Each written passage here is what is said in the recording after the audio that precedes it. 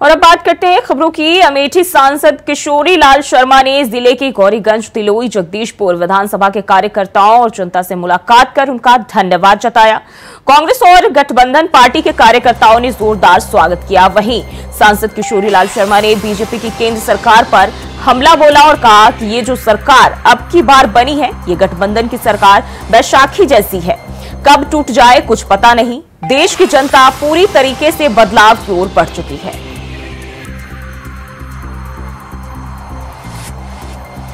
तो केएल शर्मा ने बीजेपी पर निशाना साधा है और बीजेपी की सरकार पर, एनडीए की सरकार पर जमकर निशाना साधते हुए उन्हें बैसाखी से तुलना की है और कहा कि कब टूट जाए ये सरकार कुछ पता नहीं है। तो नवनिर्वाचित सांसद का जोरदार स्वागत किया गया और इस दौरान अलग अलग जगहों पर कांग्रेस कार्यकर्ताओं ने उनका जोरदार स्वागत किया, जहां उन्होंने बीजेपी पर भी हमला बोला और कहा कि गठबंधन की सरकार वैशाखी जैसी है।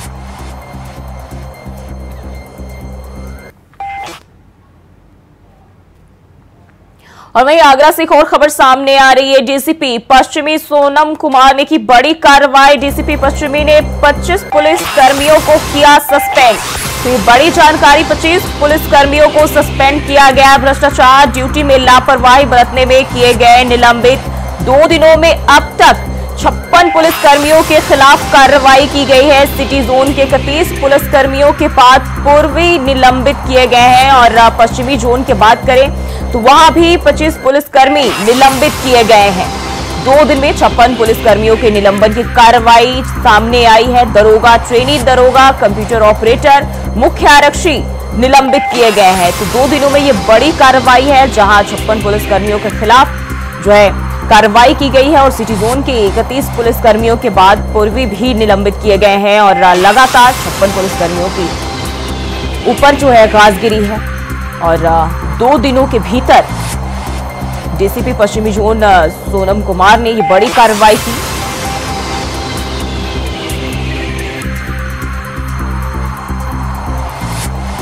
तो भ्रष्टाचार, ड्यूटी में लापरवाही बरतने में जो है निलंबित किए गए हैं और इसमें संलिप्तता पाए जाने के बाद 2 दिनों में ये बड़ी कार्रवाई देखी गई है, जहां 56 पुलिसकर्मियों के खिलाफ डीसीपी ने एक्शन लिया और 56 पुलिसकर्मियों को सस्पेंड किया गया है।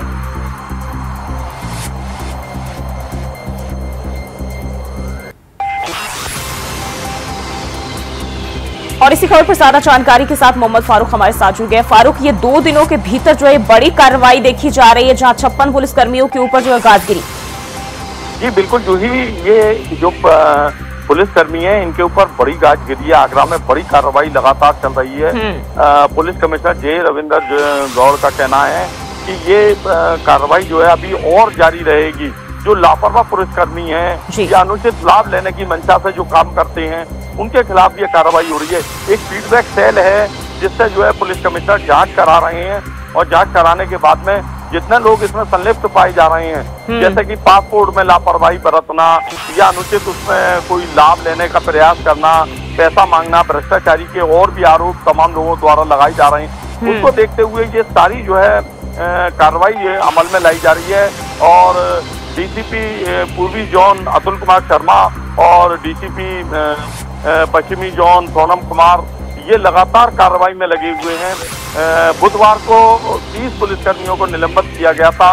वहीं बृहस्पतिवार को 5 दरोगा सहित 25 पुलिसकर्मियों को निलंबित कर दिया गया, जिसमें एक प्रशिक्षु महिला दरोगा हैं उनको भी निलंबित कर दिया गया है। थाना डॉकी के एचएम हेड मॉर्रर उनको भी निलंबित कर दिया गया है। ऐसे तमाम पुलिसकर्मी हैं जो अनुशासनहीनता बरतते हैं, लापरवाही करते हैं, अधिकारियों के आदेशों का पालन नहीं करते हैं, भ्रष्टाचार में लिप्त कहीं ना कहीं पाए जाते हैं, अनुचित लाभ लोगों से लेने का प्रयास करते हैं, तो उनको जो है पुलिस कार्रवाई कर रही है। कमिश्नर द्वारा लगातार कार्रवाई जारी है। जी फारूक, और किन किन क्षेत्र में जो है इन पुलिसकर्मियों के ऊपर ये बड़ी गाजगिरी है? जी जो ही आपको बताते हैं कि ये जो पूर्वी जोन है, पश्चिम जोन है और सिटी का जो मामला है, सूरज कुमार राय जो सिटी देखते हैं उनके क्षेत्र में और तमाम थानों में जो थाने हैं उनमें जो है ये कार्रवाई अमल में लाई जा रही है। और पुलिस कमिश्नर का साफ तौर पर कहना है कि अभी कुछ लोगों पर और कार्रवाई की जाएगी।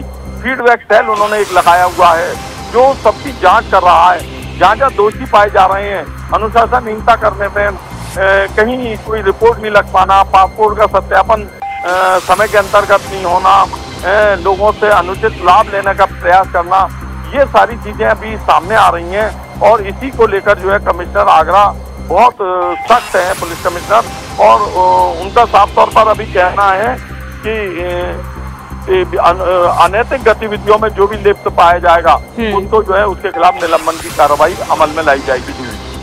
जी, बात करें जिस तरीके से एक के बाद एक 56 पुलिस कर्मियों के ऊपर अभी तक गाज गिरी है और इसके बाद भी कहीं ना कहीं ये संभावना है कि अभी और इसमें शामिल हो सकते हैं, यानी कि साफ तौर पर जो एक्शन मोड में डीसीपी दिखाई दे रहे हैं। जी बिल्कुल, जो ही जब से लोकसभा का चुनाव संपन्न हुआ है उसके बाद से मुख्यमंत्री योगी आदित्यनाथ की सख्त कार्यशैली को देखते हुए अधिकारी भी जो है एक्शन मोड में आ गए हैं। जिस तरीके से आगरा में जो है कार्रवाई देखने को मिल रही है, इसी तरीके से संभवतः प्रत्येक जिले में ये कार्रवाई होगी और आगरा मंडल के कई जो जिले हैं, आगरा, फिरोजाबाद, मैनपुरी और मथुरा, ये तमाम जो एटा ये जिले हैं, ये भी संभवतः इन जिलों में भी कार्रवाई होगी, क्योंकि मुख्यमंत्री योगी आदित्यनाथ लगातार अधिकारियों के साथ बैठक कर रहे हैं, आला अधिकारियों के साथ उनकी बैठक चल रही है और वो सख्ती के मूड में है। कहीं भी किसी को लापरवाही बरतने की शायद गुंजाइश अब नहीं है। उनका मुख्यमंत्री योगी आदित्यनाथ का साफ तौर पर कहना है कि कोई भी अधिकारी या कर्मचारी लापरवाही बरतता है तो उसके खिलाफ सख्त से सख्त कार्रवाई की जाएगी। तो मुख्यमंत्री के तेवर को देखते हुए ये बड़ी कार्रवाई आगरा में देखने को मिली है। जी, और जिस तरीके से अगर हम देखें तो कहीं ना कहीं ये बड़ी संख्या है और अभी तक अगर बात करें तो 2 दिनों से ये कार्रवाई जारी है, आगे कब तक संभावना है? जी जूही, बिल्कुल ये कार्रवाई जो है एक बड़ी कार्रवाई है और अभी तक किसी जिले में इतनी बड़ी कार्रवाई नहीं हुई है उत्तर प्रदेश के, जो आगरा में बड़ी कार्रवाई 2 दिन के अंदर दिखाई दी है। 2 दिन के अंदर 55-56 पुलिसकर्मियों का निलंबन होना, उनकी विभागीय जांच होना, तो ये सारी चीज जो है अभी सामने आ रही है और लगातार पुलिस कमिश्नर का कहना है कि अभी और कार्रवाई इनके खिलाफ की जाएगी जो अनुचित लाभ लेने के लिए या अनुशासनहीनता में संलिप्त पाया जाएगा, उनके खिलाफ जो है अभी और कार्रवाई की जाएगी। तो ऐसा लगता है कि पुलिस विभाग में जो है बिल्कुल एक रिप्रेसिंग का कार्य चल रहा है आगरा में और अन्य जिलों में भी अब ये जल्द ही दिखाई देने की उम्मीद है। कहीं ना कहीं जो है पुलिस की भी एक बड़ी लापरवाही रहती है, कहीं तो जो है जो तमाम रिपोर्टें होती हैं उनको ना लगाना या देरी से जो है किसी समस्या का समाधान करना या अनुचित लाभ लेने का प्रयास करना, यानी लोगों से पैसा लेने का भी कहीं प्रयास कहीं ना कहीं सामने दिखाई दे रहा है। तो उसको जो है देखते हुए ये कार्रवाई अभी जो ही और जिलों में भी चलने की संभावना जताई जा रही है, क्योंकि मुख्यमंत्री योगी आदित्यनाथ अपने सख्त तेवरों के चलते जो है लगातार अधिकारियों के साथ बैठक कर रहे हैं। जी फारूक, बहुत बहुत शुक्रिया जानकारी साझा करने के लिए। और वहीं अमेठी सांसद किशोरी लाल शर्मा ने जिले के गौरीगंज, तिलोई, जगदीशपुर विधानसभा के कार्यकर्ताओं और जनता से मुलाकात कर उनका धन्यवाद जताया। कांग्रेस और गठबंधन पार्टी के कार्यकर्ताओं ने जोरदार स्वागत किया। वहीं सांसद किशोरी लाल शर्मा ने बीजेपी की केंद्र सरकार पर हमला भी बोला और कहा कि ये जो सरकार अब की बार बनी है, ये गठबंधन की सरकार बैसाखी जैसी है, कब टूट जाए कुछ पता नहीं। देश की जनता पूरी तरह से बदलाव की ओर बढ़ चुकी है।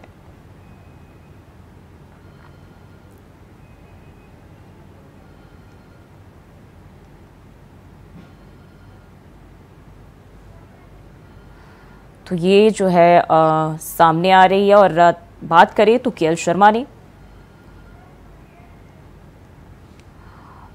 और बरेली के थाना क्षेत्र के national highway 24 Lucknow Delhi highway पर स्थित टोल प्लाजा पर टोल मांगने को लेकर बवाल हुआ।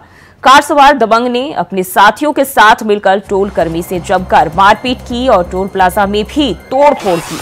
बताया जा रहा है कि दबंग ने 7 गाड़ियों से गुंडे बुलाए और सभी ने टोल कर्मी को बेरहमी से पीटा। पूरी घटना वहां लगे सीसीटीवी में कैद हो गई, जिसके बाद पुलिस ने टोल मैनेजर की तहरीर पर एक को नामजद करते हुए 25 अज्ञात लोगों पर एफआईआर दर्ज कर लिया है।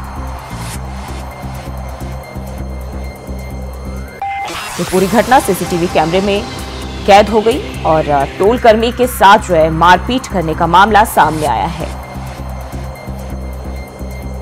टोल मांगने को लेकर जो है बवाल हुआ और यहां जो है दबंगों ने टोल कर्मी की जमकर पिटाई कर दी। बरेली का यह मामला है।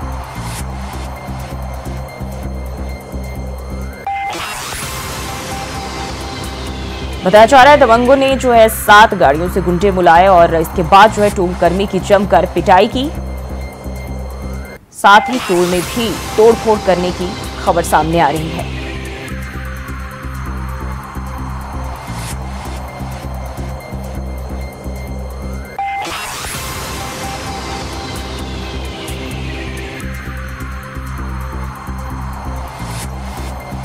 और इसी खबर पर ज्यादा जानकारी के साथ सनी गोस्वामी बरेली से हमारे संवाददाता हमारे साथ जुड़ गए। सनी, क्या है ये पूरा मामला? जी जूही, मैं आपको बताना चाह रहा हूँ, ये बुधवार रात 1 बजे की घटना है। ये फरीदपुर के रहने वाले एक व्यापारी थे जो आ रहे थे और जैसे ही टोल पे पहुंचे थे, जिसके बाद में ये आप इसकी फुटेज में देख सकते हैं, जैसे ही उनकी गाड़ी टोल बूथ पे आई थी, जिसके बाद में कर्मचारी से लेकर हॉट टॉक होती है, वो हॉट टॉक जब बढ़ जाती है काफी, तो उसके बाद में वो साथ में ही जो कस्बा से फरीदपुर वहाँ से 7-8 गाड़ियों से अपने गुंडे बुलाता है। उसके बाद में वो लोग वहाँ पर आते हैं और टोल कर्मी उसे मारपीट शुरू कर देते हैं।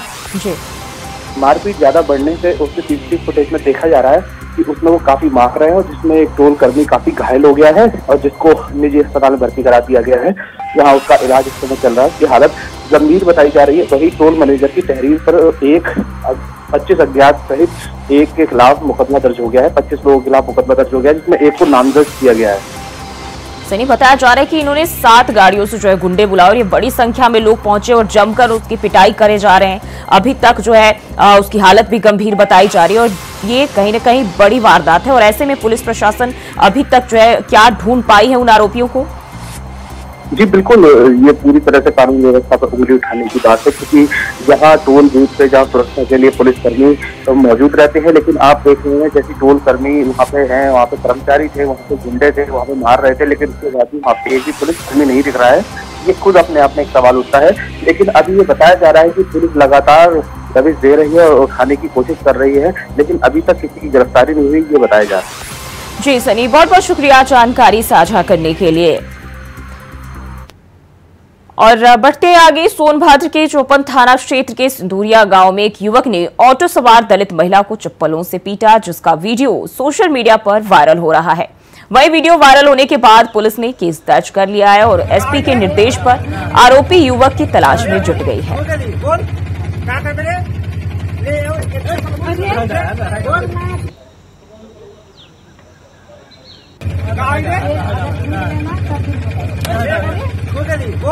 तो ये सोनभद्र का मामला है, जहां एक युवक ने महिला को चप्पल से पीटा और दलित महिला की चप्पल से पिटाई करता हुआ वो दिखाई दे रहा है।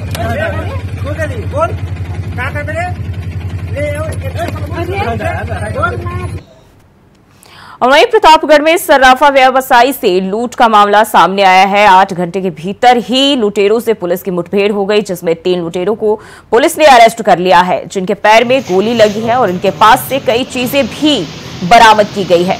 बता दें कि ये घटना जो है पूरे सीसीटीवी कैमरे में कैद हो गई, जिसके बाद पुलिस ने इसकी मदद से 8 घंटे के भीतर ही लुटेरों को धर दबोचा है।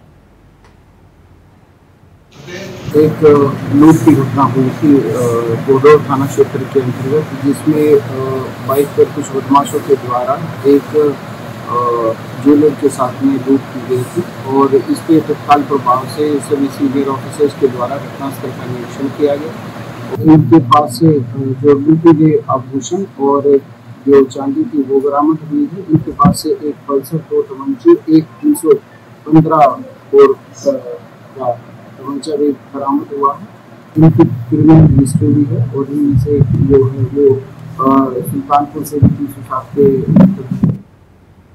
और बढ़ते आगे, प्रदीप मिश्रा की विवादित टिप्पणी से धार्मिक नगरी मथुरा और वृंदावन में साधु संत में नाराजगी देखी जा रही है। वहीं ब्रजवासी भी प्रदीप मिश्रा के खिलाफ सड़कों पर उतर आए हैं। गुरुवार को शहर के ओली गेट पर श्री कृष्ण जन्मभूमि संघर्ष न्यास समिति के सदस्यों ने प्रदीप मिश्रा के खिलाफ नारेबाजी करते हुए पुतला दहन किया। जिला प्रशासन ने कथावाचक के खिलाफ संगीन धारा में मुकदमा दर्ज करने की मांग की है। साथ ही समिति के अध्यक्ष दिनेश शर्मा ने कहा कि जो व्यक्ति राधा रानी के नाम से खा रहा है, उन्हीं के बारे में अपशब्द हम लोग सहन नहीं करेंगे। हम केंद्र सरकार से मांग करते हैं कि ऐसे कथावाचकों के खिलाफ सख्त कार्रवाई की जाए और उनकी संपत्ति की जांच की जाए। सनातन धर्म के देवी देवताओं के खिलाफ अभद्र टिप्पणी हिंदू सनातन धर्म कभी बर्दाश्त नहीं करेगा। गेट पे कथावाचक प्रदीप मिश्रा का पुतला फूंका गया है। प्रदीप मिश्रा ने हमारी आराध्या राधा रानी के बारे में जो गलत टिप्पणी की है, उसके विरोध में यहाँ सभी ब्रजवासी आक्रोशित हैं। सभी ब्रजवासियों ने प्रदीप मिश्रा का पुतला फूंककर उसमें जूते चप्पलों से मार लगा के उसको गंदे नाली में पटका गया है। प्रदीप मिश्रा ने जो राधा रानी के बारे में जो इस प्रकार के बयान दिया है, उस बयान माफी मांगने लायक नहीं है। माफी मांगने से काम नहीं चलेगा। हमारी केंद्र सरकार से मांग है, इसके पास जो 1000 करोड़ की संपत्ति है वो कहां से आई, उसकी जांच होनी चाहिए। ये लोग महिलाओं को बेवकूफ बनाकर, टोटका बताकर गुमराह करते हैं और उनसे पैसा ठगते हैं। प्रदीप मिश्रा कहता है कि मैं बच्चे को पास करा दूंगा, ये टोटका कर लो, जबकि इसका खुद का बच्चा फेल हो गया। तो ये लोग टोटका बताकर, तंत्र विद्या का प्रयोग करके हमारे देश के भोले भाले नागरिकों को ठगते हैं। ऐसे लोगों के खिलाफ सख्त कार्रवाई होनी चाहिए। और इसी खबर पर ज्यादा जानकारी के साथ एक बार फिर से फारूक हमारे साथ जुड़ गए। फारूक, क्या है ये पूरा मामला, क्योंकि लोगों में काफी आक्रोश देखने को मिल रहा है और लोग जो है पुतला दहन करते हुए दिखाई दे रहे हैं। एक कथावाचक है प्रदीप मिश्रा, उनका है, उन्होंने बरसाना श्री राधा रानी जी मंदिर के ऊपर जो है एक अभद्र टिप्पणी की थी। यानी श्री राधा रानी जी पर जो टिप्पणी की थी उसको लेकर जो है तमाम यहाँ पर ब्रजवासियों में आक्रोश उत्पन्न हो गया और उन्होंने जो है प्रदीप मिश्रा के खिलाफ जो है, ये कथावाचक हैं और तांत्रिक विद्या का भी काम करते हैं, इनके खिलाफ जो है तमाम लोगों ने जो है आरोप लगाते हुए कहा है कि इस तरीके की अभद्र टिप्पणी जो है ब्रजवासी जो है कभी सहन नहीं करेंगे और श्री राधा रानी जी के ऊपर इन्होंने जो टिप्पणी की है उससे माफी मांगने से काम नहीं चलेगा।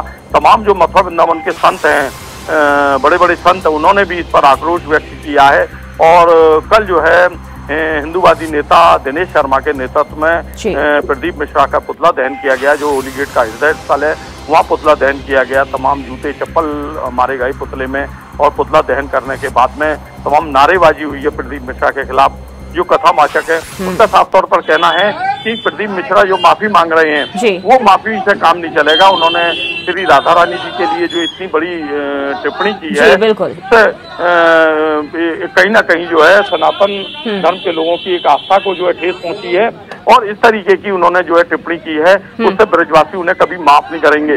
उनके ऊपर तमाम आरोप भी लगाए हैं। हिंदूवादी नेता दिनेश शर्मा ने कहा है कि वो हजारों करोड़ रुपए की उनके पास संपत्ति है, उसकी भी उन्होंने केंद्र सरकार से जांच कराने की मांग की है। बिल्कुल बिल्कुल फारूक, बहुत बहुत शुक्रिया आपका जानकारी साझा करने के लिए। और बढ़ते आगे, केंद्र मंत्री सड़क एवं परिवहन राज्य मंत्री बनने के बाद अजय टम्टा से खास बातचीत की हमारे संवाददाता ने। इस दौरान क्या कुछ कहा अजय टम्टा ने, आइए आपको सुनाते हैं। साथ मौजूद हैं केंद्रीय सड़क व परिवहन राज्य मंत्री अजय टम्टा जी। सर, बड़ी जिम्मेदारी आपको दी गई है, क्या कहेंगे? सबसे पहले तो मैं माननीय प्रधानमंत्री जी का बहुत धन्यवाद देता हूं कि उन्होंने मुझे इस महत्वपूर्ण विभाग में काम करने का अवसर दिया है। अभी मैं पिछले 2-3 दिन से आदरणीय नितिन गडकरी जी के साथ भी हमने एक बैठक की, आपस में भी हमने अधिकारी कर्मचारियों के साथ अलग से भी बैठना हुआ है और पूरे देश भर के हमारे रोड नेटवर्क को, जो हमारे NH के हैं, NHIDCL के हैं, हमारी BRO के हैं और जो स्टेट सेक्टर की भी रोड है उसको भी हमने काफ़ी जानकारियाँ ली हैं और जिस प्रकार से ऐतिहासिक काम पिछले 10 सालों के अंदर हुए और वो अपने आप में एक विशेष प्रकार का इतिहास बन रहा है। अब चूंकि मुझे जिम्मेदारी दी तो मैं इतना कह सकता हूँ, जितना मैं समझ पाया हूँ, कि इसमें मुझे भी बहुत मेहनत करनी पड़ेगी, क्योंकि जगह जगह काम रोड्स के अलग अलग स्टेट के अंदर कई रोडें हैं, तो इनको देखते हुए हम और क्या मेहनत करके इसमें और अपना भी योगदान दे करके माननीय प्रधानमंत्री जी की विजन को, माननीय नितिन गडकरी जी के पिछले 10 साल के कालखंड में जितने काम हुआ उसको हम भी पूरे तरीके से, मैं भी अपने तरीके से पूरी ताकत दूंगा और खूब मेहनत करके इसको और अच्छे से काम हो, इस पर ज़्यादा जोर दिया जाएगा। सर, अगले 100 दिन का क्या विजन रहेगा? क्योंकि अभी 2 दिन हुआ है, कल भी हम बैठने वाले हैं, फिर माननीय मंत्री जी के साथ बैठ करके आने वाले समय के लिए क्या हम काम करने वाले हैं उस पर हम और चर्चा करेंगे। और कुल मिलाकर के जिस प्रकार से विकसित भारत का जो संकल्प है 2047 तक का माननीय प्रधानमंत्री जी का, उस दिशा में हमारे देश का इंफ्रास्ट्रक्चर खासतौर पर रोड का कैसा रहेगा, उस दिशा पे हम बातचीत करेंगे, देखेंगे क्या होना है। और मैं समझता हूँ कि अभी तो विजन यही है कि हम अगले सत्र में, अगले सालों में जो काम हमारे चल रहे हैं उनको जल्दी से तेज गति में आगे बढ़ाएं, वही हमारा लक्ष्य रहेगा। सर, आप उत्तराखंड से आते हैं, बड़ी जिम्मेदारी है, जनता ने आपको चुन के भेजा है। उत्तराखंड के लिए क्या करेंगे आप? उत्तराखंड के लिए मैं तो बहुत धन्यवाद देना चाहता हूँ माननीय प्रधानमंत्री जी का, माननीय नितिन गडकरी जी का। जैसे कि आप जानते हैं कि ऑल वेदर ने पूरे उत्तराखंड का चित्रण बदल दिया है। हमारी कनेक्टिविटी, रोड कनेक्टिविटी को जो बेहतर बनाने का काम किया है। तो आज हमारे 4 धाम है, वहाँ हमारे तीर्थयात्री जो है ऐतिहासिक रूप से जितना तीर्थयात्री आ रहे हैं वो अपने आप में इतिहास बन रहा है। और वहीं मेरा भी कॉन्स्टिट्यूंसी क्योंकि कुमाऊं और गढ़वाल मिला के है, तो मेरे आदि कैलाश में स्वयं माननीय प्रधानमंत्री जी आए, जोलिंगकोंग आए, वहाँ तक हमको रोड दी।